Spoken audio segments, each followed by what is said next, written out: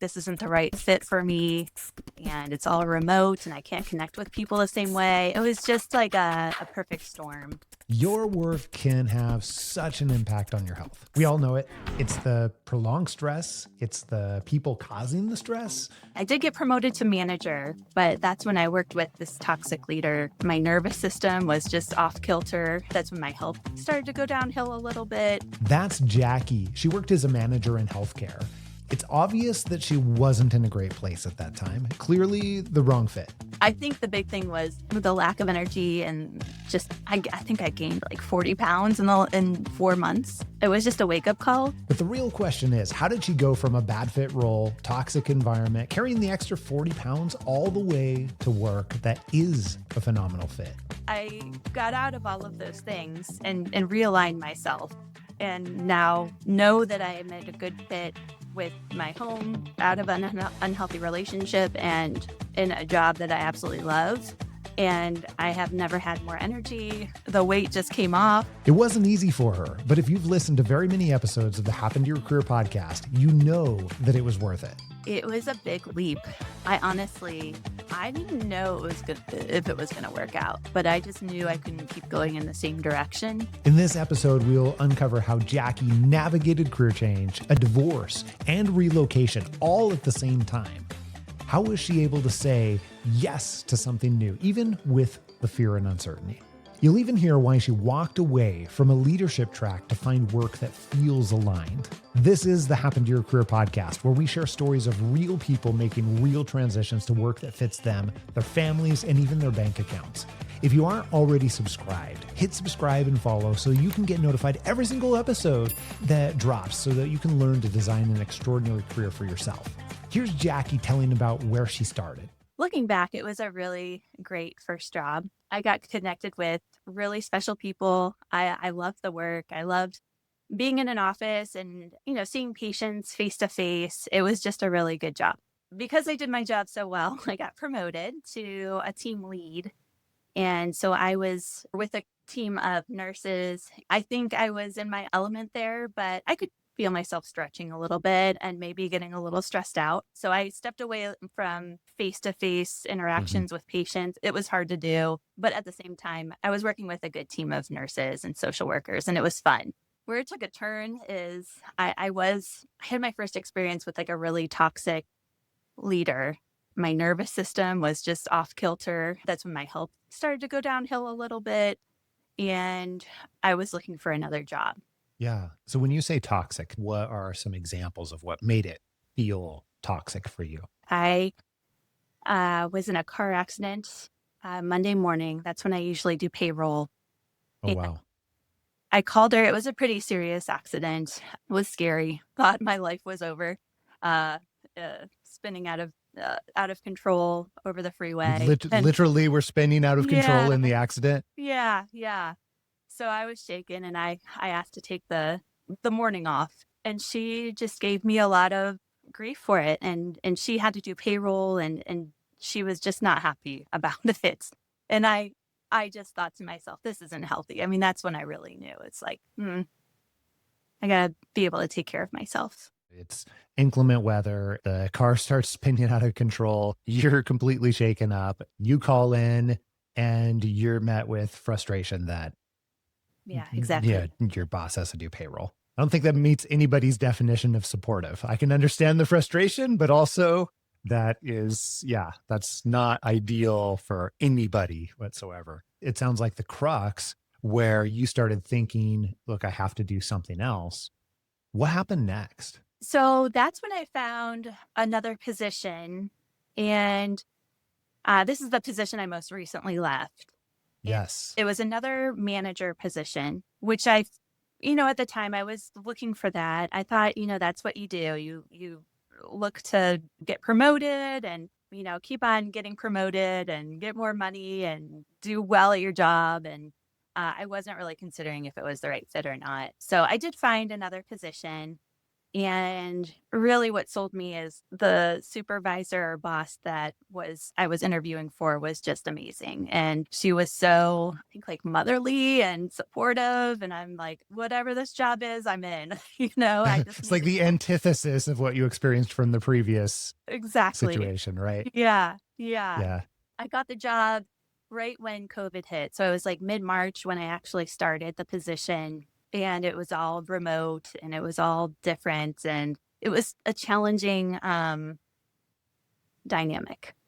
And that coupled with, me already feeling like this isn't the right fit for me, and it's all remote and I can't connect with people the same way. It was just like a perfect storm, I think, for, I that was really my biggest bout of depression. It's when my health started to go downhill. I actually had to take leave for a little bit because of the depression. I had some unhealthy coping mechanisms, which I'm sure everyone kind of did in COVID, unless you were like the lucky few that actually like really focused on your health. Most of my coping mechanisms initially were not particularly helpful. Yeah. So totally agreed. I think that's a normal human thing to move through that first. I'm curious, and I think something that's really important here is when people get into those wrong situations, especially when it's compounded by external circumstances, like in your case, we're talking about, what many of us experienced through COVID. When did you start to recognize that you were feeling depression? Because a lot of times it seems like it starts creeping in and we don't recognize it to so much after the fact. And I'm curious what caused you to recognize that that's what I'm experiencing right now. Yeah. Yeah. Well, I mean, it wasn't my first bout of depression. And I'll be candid. And Yeah. I don't know if this is appropriate for the podcast or not. I was having trouble getting out of bed. Um, Normal activities were just exhausting to me. I was dissociating from my body and I could actually feel it. I wasn't excited about things, all of the signs. And so I recognized it. And for a while, I continued with the unhealthy coping mechanisms. Like I just made my world so small in a way that I could control. And, partly that was the eating disorder, partly it was just, I kind of shut down. My body shut down. I shut down. It was difficult. I don't know how I did this, but I really started focusing on my health. I think the big thing was the lack of energy and just I think I gained like 40 pounds in 4 months. It was just a wake up call. And so I really focused on my health. I focused on, sleep, nutrition, got exercise, did all the things.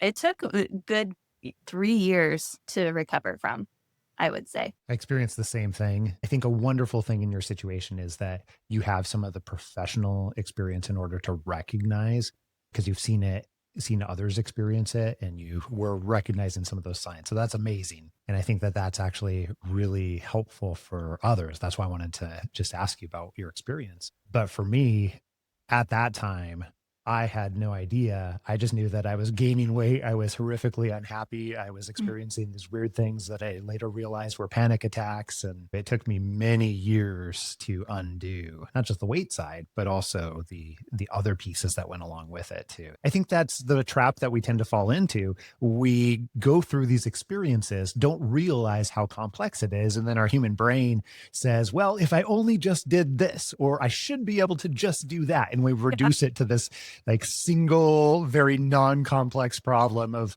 I should just be able to do that. And that's not how humans work. Yeah. And you're right. Yeah. It's incredibly complex. I was thinking, "Oh, maybe it's mold toxicity." I don't know. Yeah.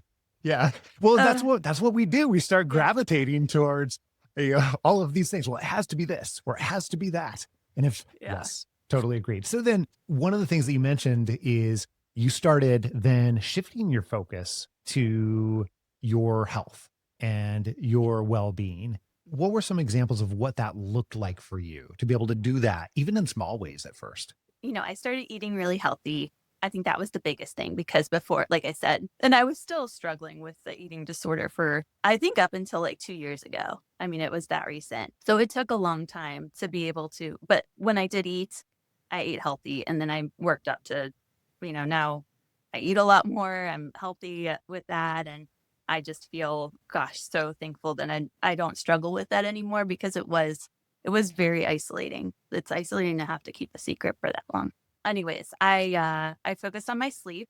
I got a Whoop band that helps with that. I was doing all these things right, and I was still having the depression, and I went to my primary care provider, and she was like, "Imagine how you would feel if you weren't doing all these things," because I kinda, like I spat out, like, I have a morning routine that lasted, like, an hour and a half just to make sure I have a good day, and, I journaled, I did all this stuff, and when she said that, I'm like, "Gosh, there's gotta be something else." I went to see a functional medicine doctor, and, she found some food insensitivities, but, like, the big thing was when we started talking about personal things.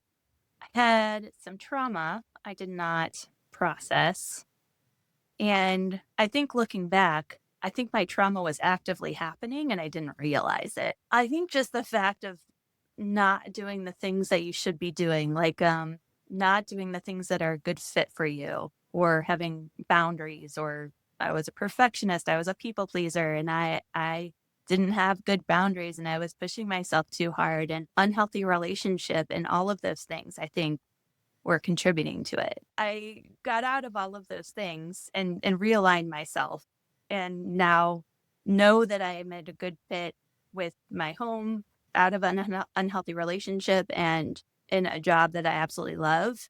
And I have never had more energy. The weight just came off. It was just, I know that that was the underlying issue. So let's talk about that then, because you just alluded to, you've made not just one change in your life, not just moving to work that is a far better fit in some really key areas for you, but also you made a number of other changes too along the way. And all of those have contributed to you feeling better and more like yourself in uh, so many different ways. Let's go back for a moment. You're in that most recent role that you left. You're feeling disconnected, literal disconnection, and also figurative disconnection. You're disconnected from relationships because of how it's functioning. You're disconnected from your body. You're disconnected in a variety of different ways. What caused you to say, okay, I need to make another change here? I think all the work that I've done up until that point. So it took a good 5 years of just working on myself, making healthy changes. And I did. I felt like I was more connected with my body. I was doing all the right things. And that did help me get to the point where I could be self aware and know that, hey, this job is not the right fit. I knew my relationship was unhealthy, and I knew these things were not the right fit. And I started to back away from my job. I was making small changes over the last previous year. So Sure. one is my boss, that was my motherly, supportive boss. She decided to retire, and she really wanted me to take on the role as director. She traveled a lot, and honestly, I didn't wanna do the same thing. I knew that in the back of my mind, but again, I was getting pulled of like, "Oh, well, this is what I need to do. This is what's expected, get a This promotion, is what you take do. it." You just keep going up no matter whether or not it's actually a good thing for you. Yes, that's 100%. Yeah, keep climbing. I think when she retired, I did think about it a lot, and I knew I didn't wanna take that position, and I think the position was taken away anyway, so it wasn't even an option. They restructured. I made the slow change to, decide I wanted to go back to school, and I think I probably still do. Made, like, a long-term plan with my new supervisor to transition back to a care manager role. I was doing I was slowly planning my exit from this position.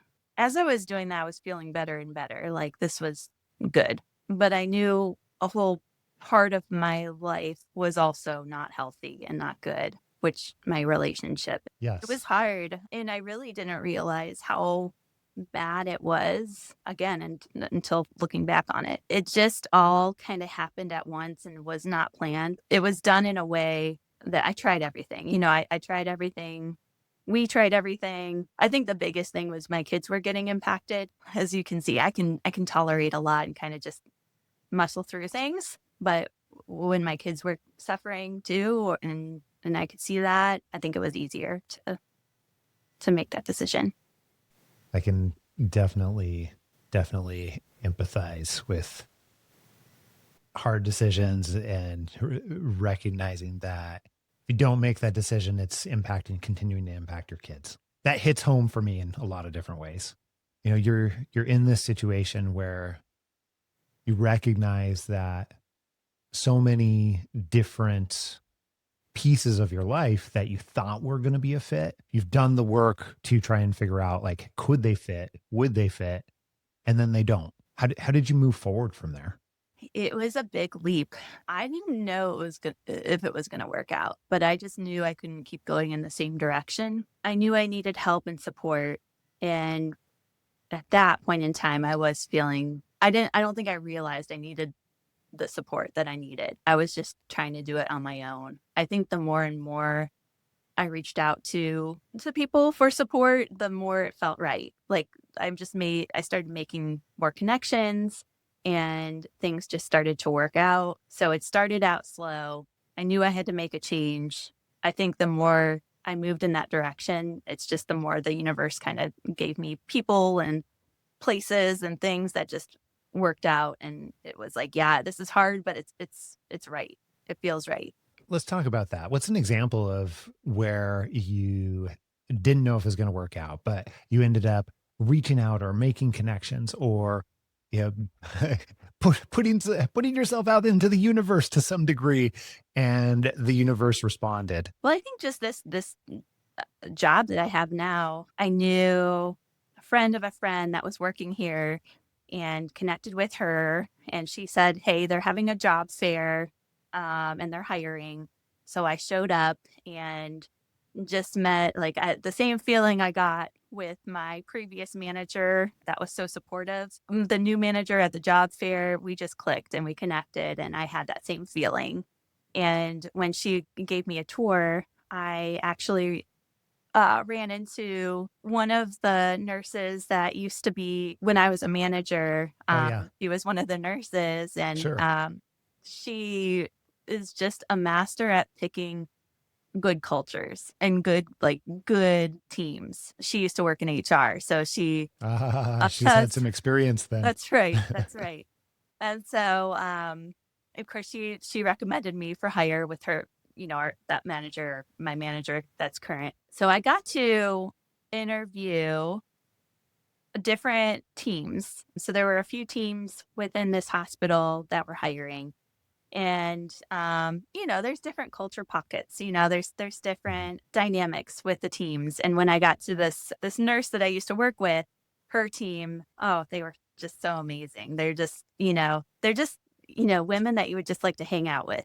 So they were all positive, and I just felt this like a whole body yes to this situation. So um I was joking with Ben. I didn't even have to apply to the position. I got through the whole interview process and they're like, "Oh yeah, you didn't apply yet. So you need to do that before we hire you." So it was just yeah, it was just good. It was good. Good connections. When you do a great job of engineering a situation, oh yeah, you should probably apply to this after we've already made the decision. That type of event is what occurs after you have done a great job creating creating that situation, we'll call it. So really nice work there. What I'm curious about, it sounds like you knew a lot more of what those pieces were that you were looking for this time around. And it's always an evolution. Like that'll happen for the rest of our lives, right? But you knew a lot more about what you were looking for in this situation. So tell me a little bit about what were the pieces that made it a great fit for you, and how did you get to learn what those pieces were? Yeah. So for this job in particular, a lot of it is to do with connections and Yeah. feeling connected with people, making, meaningful purpose in my job. So I get to, work directly with patients and help them, and I get to meet them in the clinic, but then also, over the phone. So it's more face to face.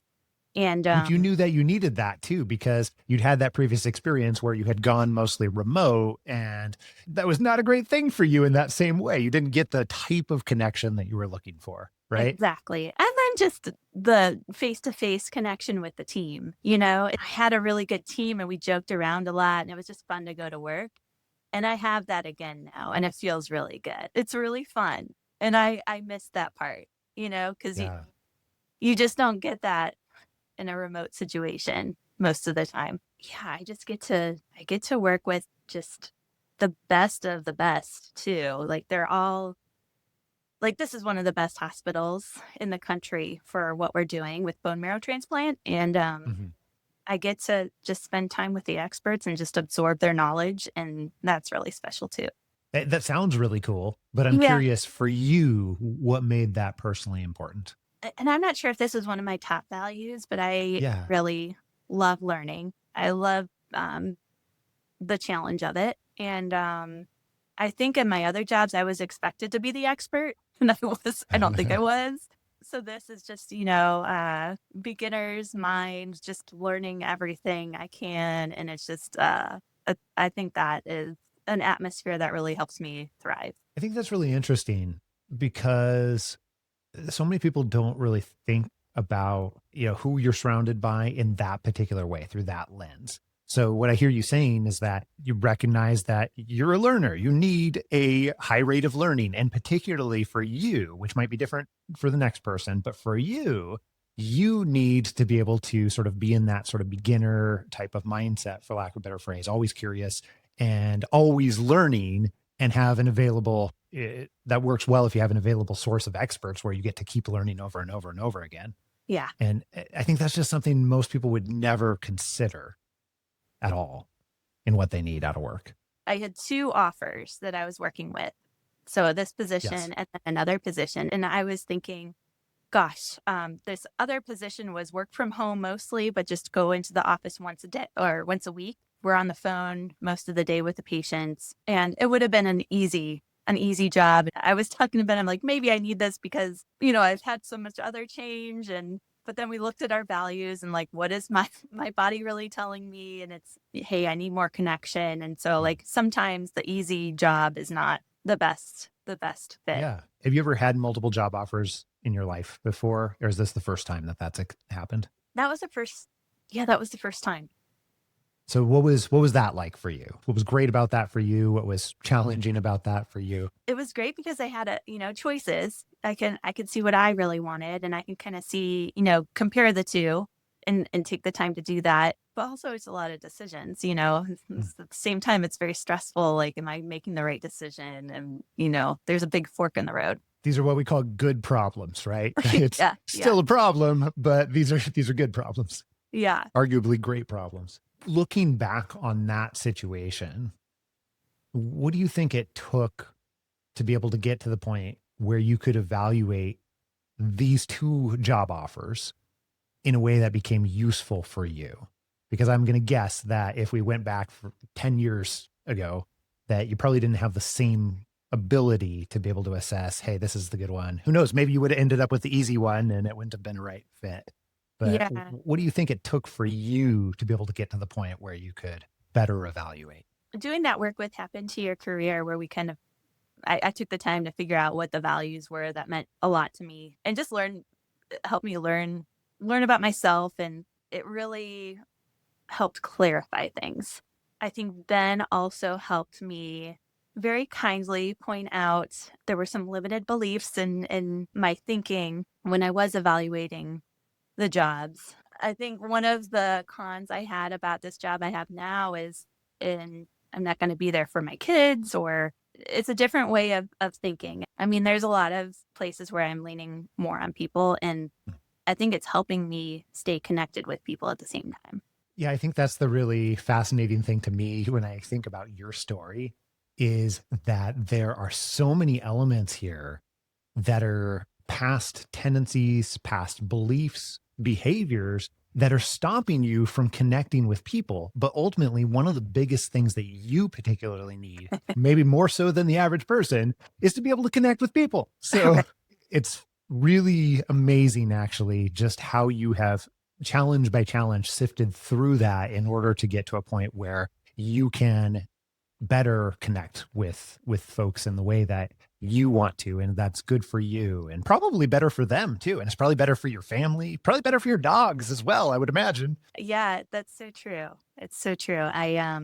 And I think it's good to lean on people both ways. Yeah, because they probably feel more comfortable asking me for help as well. Because we're more connected and I'm leaning on them so they can lean on me. And it's just a good, beautiful way of looking at life. So I'm curious, from your perspective, what was that like, and what advice would you give to other people who are going through those same types of challenges where they're going through a career change and a divorce at the same time? That was a part of it, is knowing that you only have, this one life to live. And if Yeah. you're aware things not working and if you tried to make them work and you just know, something has to change, I think it's that realization that you don't have to be stuck. You can make this change and it might not be popular and it might not be logical to others. But I think when you get to this phase of life, it's like you don't care anymore. You just, it's not working, and you don't have to stay in a situation that's not working for you. I Yeah. think that was a big part of why I felt so okay with making all these changes, is because I want to be that example for my kids too. What kind of example would I be if I, just stuck with things even though they weren't working, and just because that's what everyone else does, or that's what's expected of me. You're making me tear up. The big reason we have this business, the big reason we do this type of work is because I badly want to, set an example for my kids and role model for my kids, and teach them to be able to be more of themselves in every aspect of life. And so thank you for doing that. Like what you've done for yourself, and what you've done partially for your kids too, Mhm. as well. It is inspiring, and that'll help other people too. I really appreciate it. Thank you. And if you've listened to very many episodes of the Happen to Your Career podcast, you know that this is the entire reason our company exists, to help you find meaningful work that actually fits what you're looking for, help you build the life you want, and figure out how work fits within it. So if you're ready to take control of your career journey and find work that aligns with your strengths, we'd love to help. All you have to do is just pause this right now and drop me an email, scott@happentoyourcareer.com. Just shoot me an email, put conversation in the subject line. Scott@happentoyourcareer.com. I'll connect you with my team, the specific team member who can help with your unique situation. That's all you need to do. Drop me an email right now.